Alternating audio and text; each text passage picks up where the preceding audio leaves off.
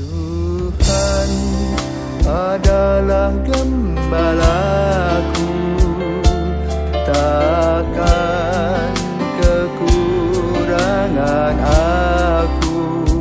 Saudara-saudari terkasih, selamat pagi. Salam jumpa lagi dalam Sabda Siap Saji Minggu 27 Maret 2022, hari Minggu pekan keempat Prapaskah. Marilah kita berdoa karena Bapa dan Putra dan Roh Kudus. Amin. Ya Allah, karena kelemahan kami mudah jatuh ke dalam dosa. Namun kami percaya bahwa Engkau adalah Bapa yang baik yang selalu menanti kami untuk bangun dan kembali kepadamu. Maka kami mohon kuatkanlah kami untuk selalu bangun lagi manakala kami jatuh. Dengan pengantaran Tuhan kami Yesus Kristus, Putramu yang hidup dan berkuasa bersama Dikau dalam persatuan Roh Kudus Allah sepanjang segala masa. Amin. Tuhan bersamamu dan bersama rohmu. Inilah Injil Yesus Kristus menurut Lukas. Dimuliakanlah Tuhan. Lukas bab 15 ayat 1-3, 11-32. Para pemungut cukai dan orang-orang berdosa biasa datang kepada Yesus untuk mendengarkan Dia. Maka bersungut-sungutlah orang-orang Farisi dan ahli-ahli Taurat, katanya, Ia menerima orang-orang berdosa dan makan bersama-sama dengan mereka. Maka Yesus menyampaikan perumpamaan ini kepada mereka. Ada seorang mempunyai 2 anak laki-laki, kata yang bungsu kepada ayahnya, Bapa, berikanlah kepadaku bagian harta milik kita yang menjadi hakku. Lalu ayahnya membagi-bagi harta kekayaan itu di antara mereka. Beberapa hari kemudian anak bungsu itu menjual seluruh bagiannya itu lalu pergi ke negeri yang jauh. Di sana ia memboroskan harta miliknya itu dengan hidup berfoya-foya. Setelah dihabiskannya harta miliknya, timbullah bencana kelaparan di negeri itu. Dan ia pun mulai melarat. Lalu ia pergi dan bekerja pada seorang majikan di negeri itu. Orang itu menyuruhnya ke ladang untuk menjaga babi. Lalu ia ingin mengisi perutnya dengan ampas yang menjadi makanan babi itu, tetapi tidak seorang pun memberikannya kepadanya. Lalu ia menyadari keadaannya, katanya, betapa banyak orang upahan Bapakku yang berlimpah-limpah makanannya, tetapi aku di sini mati kelaparan.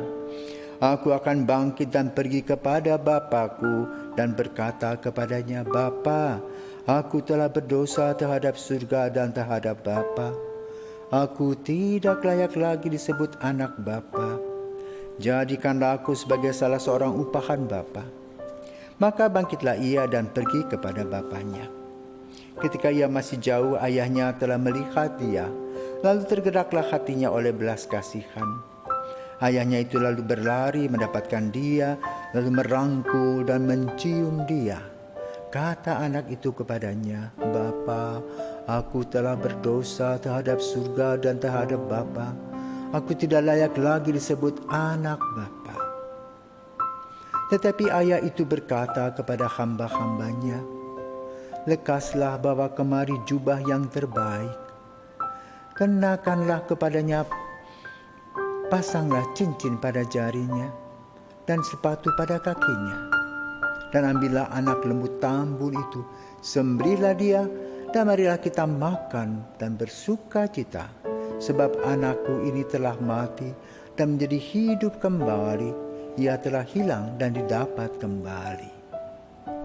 Maka mulailah mereka bersukaria.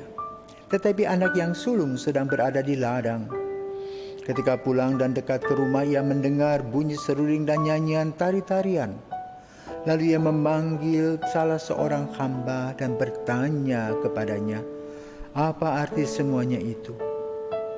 Jawab hamba itu, adikmu telah kembali dan ayahmu telah menyembelih anak lembu tambun, karena ia mendapatkan kembali anak itu dengan selamat. Maka marahlah anak sulung itu dan ia tidak mau masuk. Lalu ayahnya keluar dan berbicara dengan dia, tetapi ia menjawab ayahnya, katanya, telah bertahun-tahun aku melayani Bapa dan belum pernah aku melanggar perintah Bapa. Tetapi kepadaku belum pernah Bapa memberikan seekor anak kambing pun untuk bersuka cita dengan sahabat-sahabatku. Tetapi baru saja datang anak bapa yang telah memboroskan harta kekayaan bapa bersama dengan pelacur-pelacur. Maka bapa menyembelih anak lembu tambun itu untuk dia. Kata ayahnya kepadanya, "Anakku, engkau selalu bersama-sama dengan aku, dan segala kepunyaanku adalah kepunyaanmu. Kita patut bersuka cita dan bergembira, karena adikmu telah mati dan menjadi hidup kembali.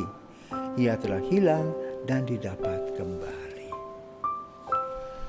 Demikianlah sabda Tuhan. Terpujilah Kristus. Saudaraku terkasih, betapa bijaksana dan pandainya Yesus membuat cerita.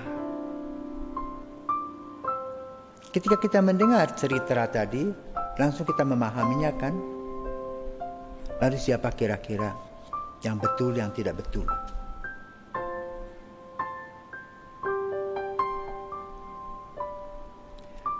Jadi boleh katakan kita menggunakan teori kekuatan dan kelemahan, peluang dan hambatan. 1. Kalau kita berbicara tentang warisan, mungkin kita tidak setuju kepada apa yang disampaikan. Masa bapaknya masih hidup sudah minta warisan? Kan begitu untuk bahasa dunia. Tapi Bapa memberikan, sebagai Bapa yang murah hati, memberikan haknya dengan berpikir positif. Mau dengan diberikan warisan, dia akan bertumbuh dan berkembang. Ternyata anaknya berpikir, enak loh. Ya? Terperosok dia ke dalam kenikmatan dunia. Menghambur-hamburkannya, sebagaimana disampaikan oleh tadi, sang kakak mengatakan, "Saya tidak pernah diberi kambing pun, tapi anak itu yang menghabiskan harta dan hidup bersama dengan para pelacur dan berfoya-foya. Kok dibikin pesta? Nah, jadi anak bungsu ini mempunyai kekurangan. Tadi minta harta lebih dulu. Dan itulah kita, ya, dalam kehidupan ini. Kemudian kita berfoya-foya, kita juga berfoya-foya. Berfoya-foya itu bukan hanya menghabiskan uang, tapi juga dengan pikiran kita, perkataan, perbuatan kita. Yang ketiga, ya habis-habisan. Apa akibat kalau tidak bisa melaksanakan manajemen yang baik? Ya, itu tadi, menjadi miskin. Lalu lapar, siapa mau kasih makan? Ketika kita masih kaya, banyak orang datang, ya, ada gula, ada semut. Setelah kita tidak punya apa-apa, orang nggak peduli dengan kita. Nah, inilah pengalaman si bungsu. Tapi lalu dia katakan, bagaimanapun aku mau pulang, karena bapak punya banyak karyawan. Biarlah aku jadi karyawannya. Tanda penyesalan. Jadi kalau kita runut cerita tentang si bungsu itu adalah kita yang berfoya-foya dengan dosa kita, lalu menyesal atas segala dosa. Kemana kita pergi? Ke sakramen taubat.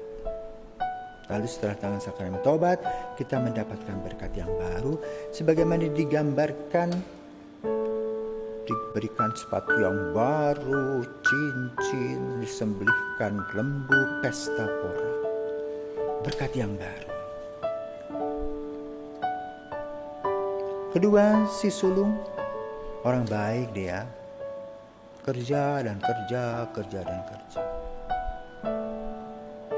Tetapi dia ada iri hati dan dengki, marah, mengadili. Nah, juga sifat kita. Bila kita melihat orang tumbuh dan berkembang, sukses, kita tidak bertanya apa yang dia lakukan sehingga dia sukses dan hasilnya halal. Jangan yang haram loh ya. Kerja keras, manajemen yang bagus. lalu menggunakan keuangan dengan perhitungan. Hemat, tetapi marah kita. Untuk mendapatkan uang tadi kita marah-marah dengan karyawan kita. Mulut kita ini seperti mulut kontrakan, ngomel saja. Tentu melukai orang. Nah sekarang si sulung ini bertemu dengan bapak, protes dia. Tidak terima perlakuan ayah kepada adiknya. Tetapi bapak telah memberitahukan adikmu itu sudah mati dan hidup kembali, sudah hilang dapat kembali. Ini merupakan sebuah penanaman nilai kepada sang kakak. Bahwa jangan hanya merasa diri beres-beres saja, tetapi juga harus peduli kepada orang lain. Memahami situasi orang. Seperti Paus ya, kemarin mengkonsekrasi Ukraina dan Rusia. Dengan latar belakang apa? Ingat kembali Maria, Bunda Fatima, yang menampakkan diri kepada 3 anak dan mengatakan bagaimanapun engkau adalah seorang ibu. Seorang ibu itu penuh dengan kreativitas untuk memelihara anak-anaknya. Bila anaknya sakit, dia sudah merasa dan dia mulai berpikir apa yang paling baik yang diberikan kepada anak. Itulah sifat ibu. Apalagi Ibu Maria yang dipilih oleh Tuhan. Maka segala masalah yang kita hadapi, mari kita datang kepada Maria. Biarlah Maria yang memberikan kepadanya berkat yang berkelimpahan dalam Yesus. Bacaan yang kita dengarkan tadi dibaca pada minggu keempat Prapaskah. Artinya apa? Sebentar lagi kita akan memasuki Minggu Sengsara, Pekan Suci, di hari suci baru kita merayakan Paskah. Yang penting sekarang adalah kita mengolah batin hidup rohani kita.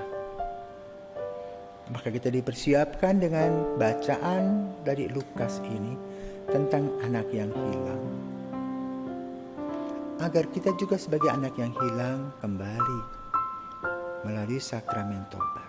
Menyadari semua kekurangan-kekurangan yang kita miliki.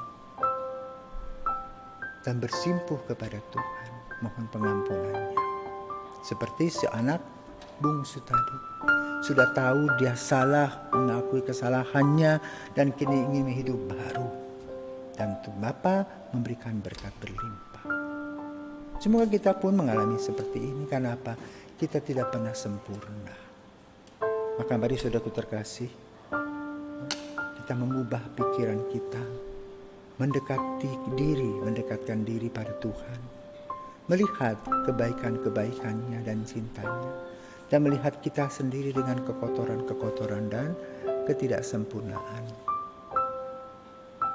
Hingga kita datang kepadanya diberikan baru kekuatan baru dan berkat-berkat yang baru. Semoga kita diberkati.